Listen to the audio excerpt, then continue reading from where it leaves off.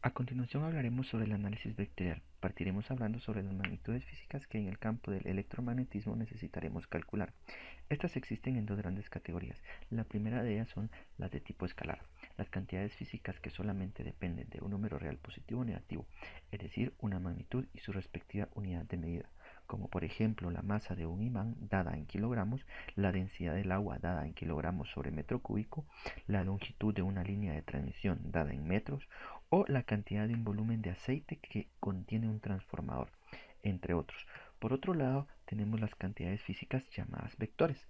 Definiremos el vector como las cantidades físicas que necesitan de una magnitud, una dirección y un sentido, y su respectiva unidad de medida, como por ejemplo la fuerza que se ejerce sobre un objeto o la velocidad que lleva. Para ejemplificar de una mejor manera un vector lo haremos mediante el plano cartesiano, el cual está compuesto por un plano X, que para nuestro caso es el plano del color rojo, un plano Y en color verde y un plano Z en color azul. Cada uno de estos planos está separado a una distancia de 90 grados, lo que nos indica que son perpendiculares entre sí, como lo podemos observar. Los vectores los podemos graficar en coordenadas cartesianas, cilíndricas y esféricas.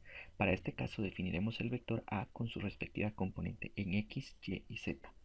Para nuestro caso utilizaremos un vector con 3 unidades en el eje de las X, así también 3 unidades en el eje de las Y y por último 3 unidades en el eje de las Z. Cada una de estas tres coordenadas las podemos representar mediante la multiplicación de la magnitud de un escalar por un vector unitario, es decir, un vector en la misma dirección del eje con una longitud unitaria. Para este caso procederemos a graficar estos vectores unitarios por medio de un vector de color azul. El vector unitario de nuestro vector en X de una unidad, así también el vector unitario en el eje de las y por último el vector unitario en el eje de las Z. Con esto concluimos los tres vectores unitarios amarrados a cada una de las componentes del vector. Nos resta únicamente la medición de los ángulos medidos desde cada uno de los ejes hacia el vector. Llamaremos el ángulo alfa al ángulo medido desde el eje positivo de las X hacia el vector. Por otro lado, llamaremos el ángulo beta al ángulo medido desde el eje Y positivo hacia el vector. Y por último, definiremos al ángulo gamma, va a ser nuestro ángulo medido desde el eje de las Z hacia el vector. Y de esta manera tenemos definido nuestro vector en el plano cartesiano en tercera dimensión.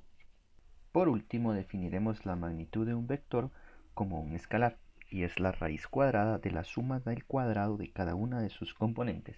Para este caso, nuestro vector A tiene una magnitud de 5.2 unidades. Las operaciones que podemos realizar entre vectores son la suma de vectores, la resta de vectores, el producto punto entre dos vectores y el producto cruz entre dos vectores. Empezaremos con la suma de dos vectores. Para este caso utilizaremos un vector A con dos componentes en el eje X, 3 componentes en el eje Y y 3 unidades en el eje Z. Un segundo vector llamado B con 3 componentes en el eje X, 2 componentes en el eje Y y una componente en el eje Z. Para realizar esta operación, lo único que tenemos que hacer es sumar cada una de las componentes del vector A con el vector B. La componente X del vector A más la componente X del vector B, la componente en Y del vector A más la componente en Y del vector B, y por último la componente en Z del vector A más la componente en Z del vector B. Tendremos como resultado un vector con 5 unidades en el eje X, 5 unidades en el eje Y y 4 unidades en el eje Z, como lo podemos observar acá. La magnitud de este vector está medido desde el origen hasta el final de la flecha. La magnitud de este vector es de 7.7 unidades. La resta de dos vectores es la suma algebraica de cada una de sus componentes. Para este caso seguiremos utilizando el vector A con 2 unidades en el eje X, 3 unidades en el eje Y y 3 unidades en el eje Z. Y también el vector B de 3 unidades en el eje X, 2 unidades en el eje Y y 1 unidad en el eje Z. Y realizaremos la misma operatoria que la suma, con la diferencia que al vector B se le invertirá su sentido. El nuevo vector B quedará con menos 3 unidades en el eje X, menos 2 unidades en el eje Y y menos 1 unidad en el eje Z. Ahora sí, procedemos a realizar la misma operatoria que la suma. La componente X del vector A más el inverso de la componente X del vector B. Y así para la componente en Y del vector A y el vector B, y la componente en Z del vector A y el vector B, para tener como resultado nuestro vector resultante con una unidad en el eje Y menos una unidad en el eje X y 2 unidades en el eje Z. La magnitud de este vector está desde el origen hasta la punta de la flecha y es de 2.44 unidades. El producto escalar de dos vectores se define como el producto de sus magnitudes multiplicado por el coseno del ángulo entre ellos. Para este caso utilizaremos el vector v de magnitud 1 y el vector w de magnitud 1. El ángulo que existe entre ellos le llamaremos θ. El producto punto entre dos vectores paralelos es igual a la magnitud del vector v por la magnitud del vector p. En este caso es 1, debido a que el ángulo que existe entre ellos es 0 y el coseno de 0 es 1. El producto punto entre dos vectores perpendiculares es 0, debido a que el ángulo que existe entre ellos es 90 y el coseno de 90 es 0. El producto punto entre dos vectores opuestos es el inverso de la multiplicación de la magnitud del vector w y la magnitud del vector v, debido a que el ángulo que existe entre ellos es 180 y el coseno de 180 es menos 1. Para cualquier otro caso o cualquier otro valor de ángulo, el resultado de esta operación es un escalar. El producto cruz o producto vectorial se define como un tercer vector. La magnitud del tercer vector es igual al producto de las magnitudes vectoriales multiplicadas por el seno del ángulo entre ellos. Y la dirección del vector resultante es perpendicular a los vectores en consideración. Esta dirección también puede ser descrita por la regla de la mano derecha, como podemos observar acá. Si definimos los vectores por sus componentes, definiremos un vector A con 2 unidades en X, 3 unidades en Y, 3 unidades en Z, y un segundo vector B con 3 unidades en X, 2 unidades en Y y 1 unidad en Z.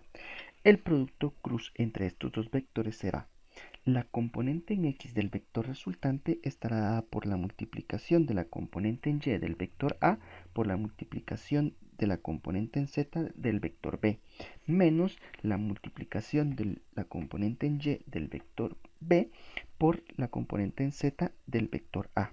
Para este caso, nuestra componente resultante es de menos 3.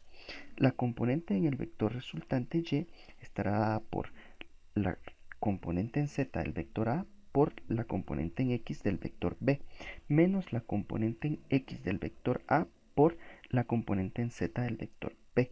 En este caso, nuestra componente es igual a 7 unidades. Y por último, la componente en Z del vector resultante estará dada por la componente en X del vector A multiplicada por la componente en Y del vector B, menos la multiplicación de la componente en Y del vector A por la multiplicación de la componente en X del vector B. Para este caso es igual a menos 5 unidades. Esta operación es de suma importancia en el electromagnetismo, ya que nos permite encontrar un vector normal en fenómenos a los cuales nosotros estemos trabajando. Como podemos observar acá, no importando qué valores tomen los vectores en consideración o qué ángulo exista entre ellos, como resultado nosotros siempre tendremos un vector perpendicular a los vectores en consideración.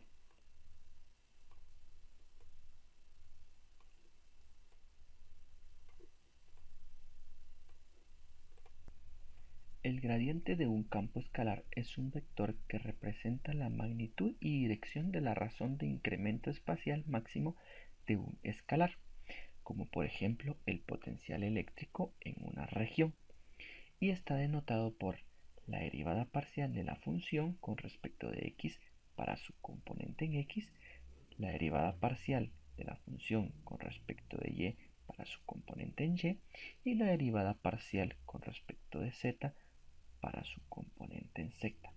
Como podemos observar, el vector rojo es el gradiente de nuestra función a analizar.